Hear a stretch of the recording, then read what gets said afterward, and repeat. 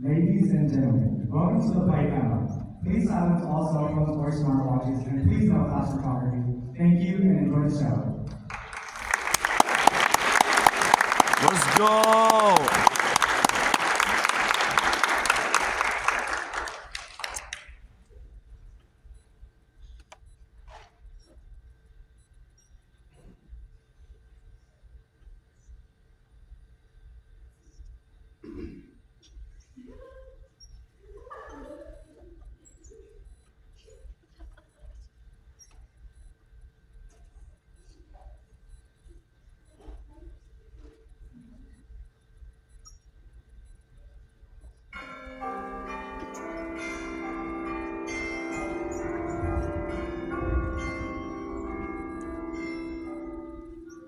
Ladies and gentlemen, may I present for the very first time, Mr. and Mrs. Weston. Is that Nash? Oh, do you see this? I did this. Yes, me, all me. Mrs. Weston has been my governess since I was a child, but I'm fully grown now and done with my education. And so, to save her character, I made her this lovely match. Emma. While encountering Mr. Weston on the walk, I simply pretended to sprain my ankle. Emma. You can't ignore me forever. Watch me. And then I sat up with my foot on a pillow for a week, forcing Mr. Weston and Anne together to entertain me. Emma, you can't just feed all these fine people complete nonsense. How dare Share the stage for once. you? Ladies and gentlemen, Mr. George Knightley, our neighbor. Because Mr. Knightley has known me since I was a child. Since we were both children, I'm only 5 years older than you. Yes, you're so elderly in your soul. The play is not called Knightley. Dear members of the audience, I assure you, Mr. Weston and Mrs. Taylor would have wed with or without Emma's interference. Love has its own agenda. Love has its own agenda? Have you been reading Miss Taylor's bond-stripping novels? Only a complete fool, Emma, could ever give you credit for this match. Oh, Mr. Woodhouse!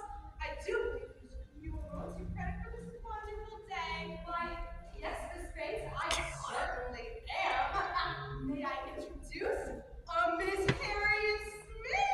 Well, how do you do, Miss Smith? Miss Smith is one of the students that just graduated from my little school. My congratulations, Miss Woodhouse. Managing such a match. Really, is there anything you can do? Told you so. The fact that you have convinced Alden County, and for all I know, every member in the audience, that you are infallible does not mean that you are. I'm afraid you think too much of yourself, Emma. Well, that's not what Harriet Smith thinks.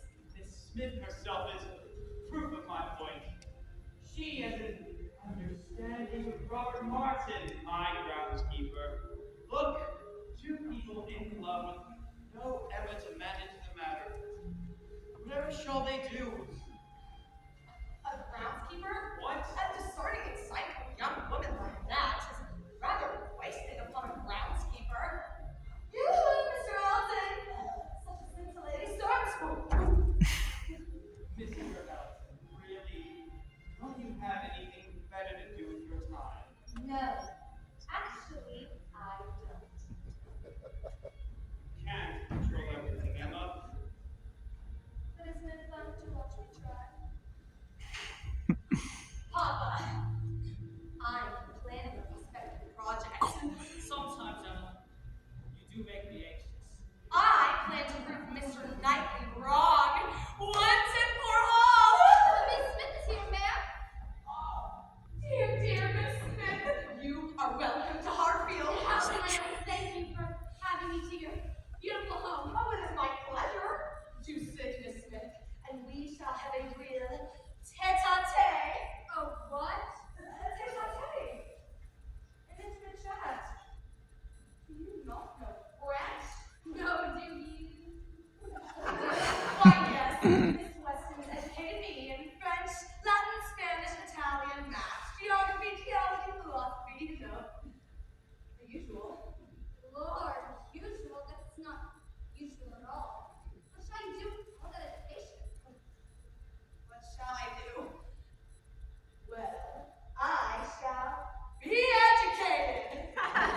guess. You would have an occupation? Be a governess or a teacher? A lady of my station cannot work. It shall scandalize the county. Oh, no, of course, silly me. Yes. May I ask you, how old are you?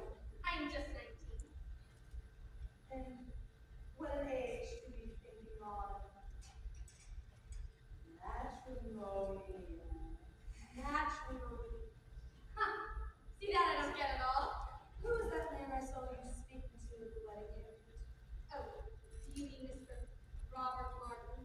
He is the groundskeeper and the best magistrate in England. And how long have you had this acquaintance?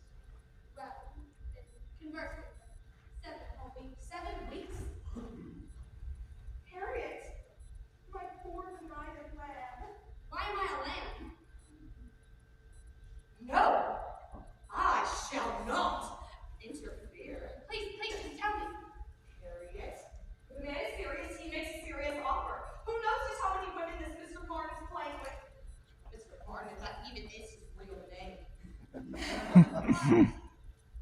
Why hasn't he proposed? What's wrong with me? Does he think that you'll just sit around waiting for him to make up his mind because you won't? I won't. Does he think that you can't find someone else because you can? I can. And then he'll learn his lesson. Good, Miss Smith. And now you get to be Smith. Thank you, Mr. We must always move forward, onward, upward. Forward, onward, upward. Say it with me, Harriet. Forward, onward, upward. We shall not end with prospect, potential, and position, shan't we? Sure, men like Mr. Elton.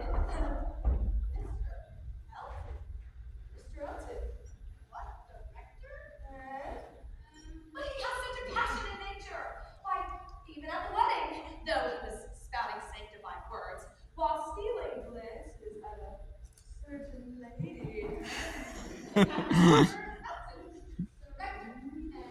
Me, who tomorrow it shall be arranged. Forward, onward, upward, forward, upward, upward, forward, upward. Now, Mr. Elton, do you not think Harriet is an absolute goddess of the light? I could not have said it better myself, Miss Woodhouse. A goddess. Exactly so. Now I really absolutely not think here. Miss Woodhouse is never wrong, Miss Smith. I mean, well, you insist. She was the top of her class. You know, at Miss Bates' school. Oh, no. I was the top half of the class. And, she's now become a master of... I can crochet. Oh, who doesn't love scarves? And milk a cow. Who doesn't love yogurt? And I can recite a bit of poetry. Who doesn't love Ron? I am of a romantic turn and pleased to recite at length. Byron, made in Athens, ere we part. Give me back my heart. This has been short. Shakespeare, my love, is as a fever, longing still, for never to longer, nurse the disease. Dramatic. Let him do come again. Even heaven in tears, I'll pledge thee, warring sighs and groans, I'll wage thee. Oh, thank you. Yes. Fare thee well, my Well love, done, girls, again. and I will come again, my love.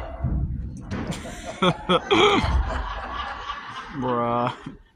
Harriet, don't you see the man is most hideously in love?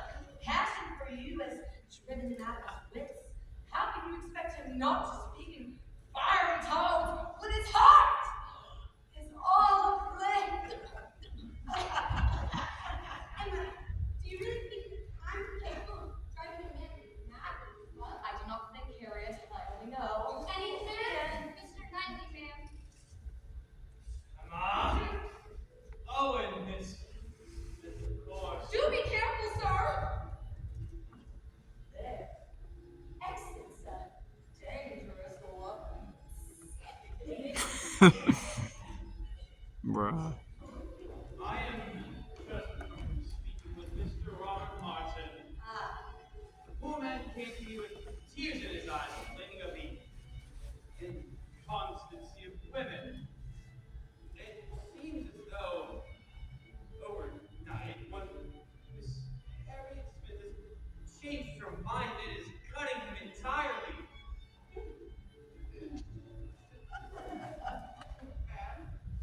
And what do you have to say for yourself? Fancy a biscuit? Emma, what is wrong with you? You are the unnamed force that is putting Miss Smith down his path. And you don't get any of my biscuits. I may have as many biscuits as I please.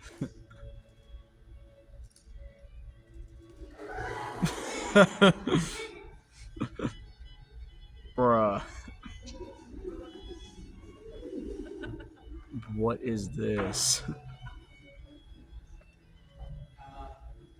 Let Miss Smith choose Robert Martin. She will cherish her exactly what she is. Deserves better than Mr. Elton. Emma. Hello! Oh, perhaps I should have had myself announced. Nothing but a civilized debate with an old friend. A tranquil discussion. Does your father keep any brandy? Well, I, for one, am glad to find the two of you together for comparing invitations. We are to have a party, and Emma, Frank Churchill is to be in attendance. Frank Churchill? Frank Churchill! Who's that? What he finally decided to show up? Emma, you must invite your new friend, Miss Smith. Of course.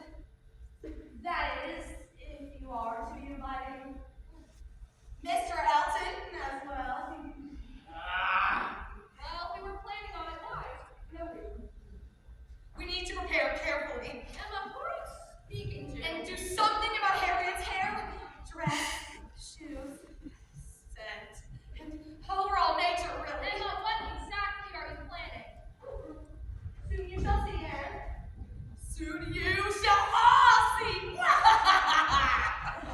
Bruh. Frank Churchill, Emma. Frank Churchill is Mr. Weston's son from his first marriage.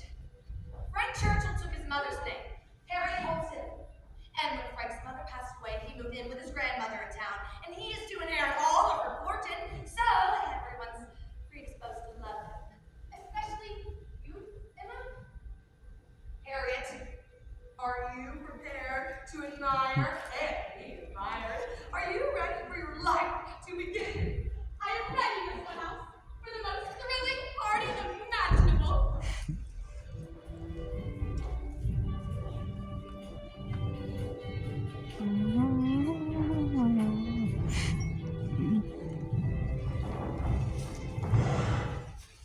This is the most disappointing party imaginable. After all that backstory and the whole makeover bit, to have Mr. Churchill cancel his visit at the last moment. Told you so. Ladies, gentlemen, I'm very sorry for Frank's absence this evening. His grandmother has finally passed away. Which means he's going to inherit all her fortune. I thought that should particularly interest you, Miss Woodhouse. Very subtle, John. Oh, you're not the only matchmaker in the county. Let us into dinner. Pop and Jay. It really is too much. The way the neighborhood twitters about me and Mr. Churchill, because he's reputedly agreeable and handsome and rich and, I'm all of those things. But still, it's as if all someone had to do was throw two people into proximity over and over again and they would just pair up.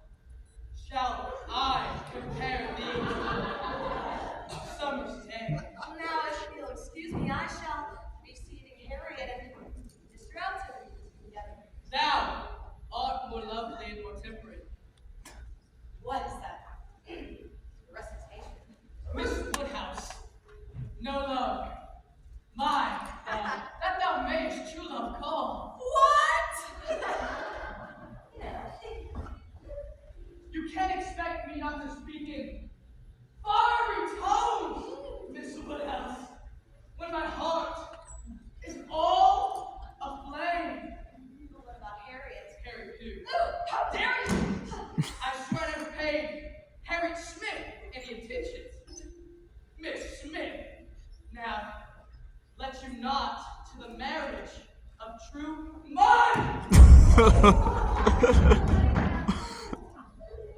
singing.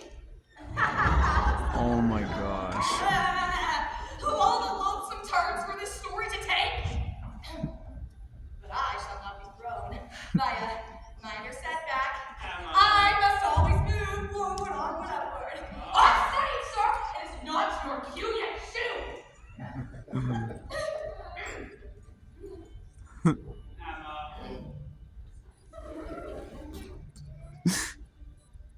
I hope that you have learned your lesson.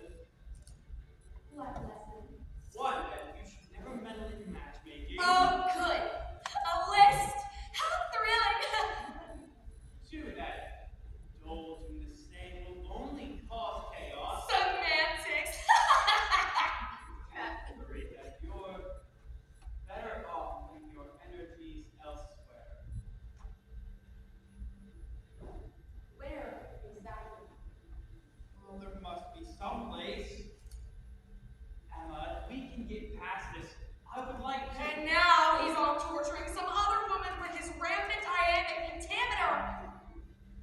I shall find her a new object. A shinier one. I can find Harriet a much better match than stupid Mr. Elton, that puffed up, pontificating priest. Just you wait and see. You cannot control everything, Emma. Oh, but isn't it fun to watch me try? Oh my gosh, that line. Isn't it fun to watch me try? Don't despair, Ron. I'm gonna end up an old maid with no friends and no future. And die alone! Right! You shall live alone and feel life, undigested by rodents. Soon Mr. Elton will become no more than a laughable memory.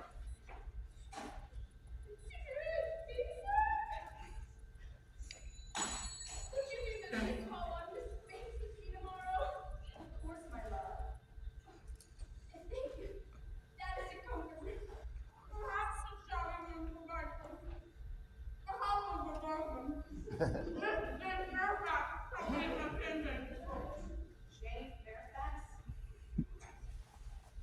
Jane Fairfax! A little much position to cover the transition. Tiresome Jane Fairfax. Tiresome Miss Bates' niece. And she is the most dreadfully perfect person alive. I mean, just look at her. Not a drop of blood in her veins. But I have not yet told you the worst. The worst thing about Jane Fairfax is that because we live in a small town and have been thrown together up against each other since girlhood, everyone assumes that we are the best of friends. And thus, I have to act like this. Miss Fairfax! Sophia. Miss Woodhouse. How do you do? Fine. I'm fine. I'm just fending off a sudden chill. Oh, Miss Woodhouse. Aren't you surprised to find Jane back in the county? Oh, Auntie. I know you were surprised. Auntie? She was working as a governess for a family in the UK. No, the Dixons. She was the best tutor I've ever been magic. Such a saintly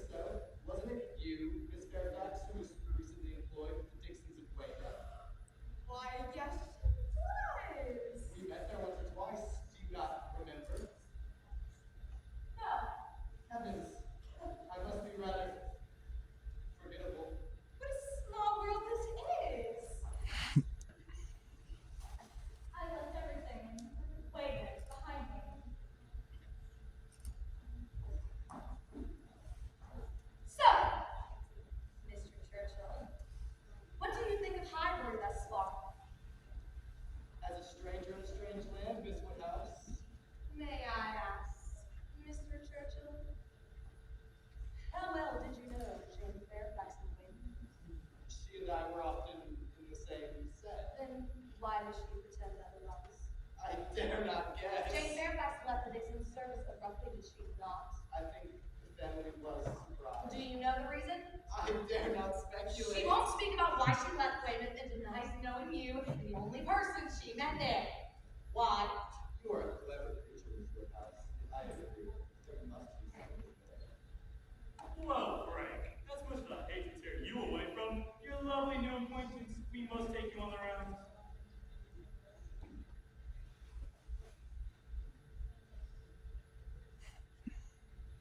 Oh, and on the subject of matchmaking, I'm told, dear ladies, that we should expect a new occupant in the rector's cottage very soon. What? Our Mr. Elton has found himself a wife in bed, in Paris, they say. 10,000 pounds. He snapped her up in a trice. Seasonal sensitivities. Oh my gosh. That is Elton and the thing of the baby when I can hear you. Behave. There's only one rational response. We'll just have to abandon the church and forsake our religion. And cut the Eltons completely from all society. Amen. That may be difficult given that I have already invited them to my berry picking party. Is it very picking party time again already? But I host it every year. Yes, we know. Everybody loves my berry picking party. Everybody endures your very picking parties. And tell them. Mrs. Weston, Well, Mr. Knightley, your berry picking parties are certainly an annual event. my berries must be picked. And what's more, now that you've given up on matchmaking, Given up on matchmaking. and conceded defeat in the matter of Miss Harriet Smith, Now you've done it. I have not been defeated, and I shall not rest until I find Harriet a much better match than stupid Mr. Stupid Elton. Stupid. Bruh. Mr. Robert Martin is still available. No, Knightley. No. Stop it. Stop it. Stop it. Stop it. Stop it. Stop it. Please don't do this. You dare, you dare. Oh my god, right in his face. Think carefully about your attitude towards Mr. Robert Morgan.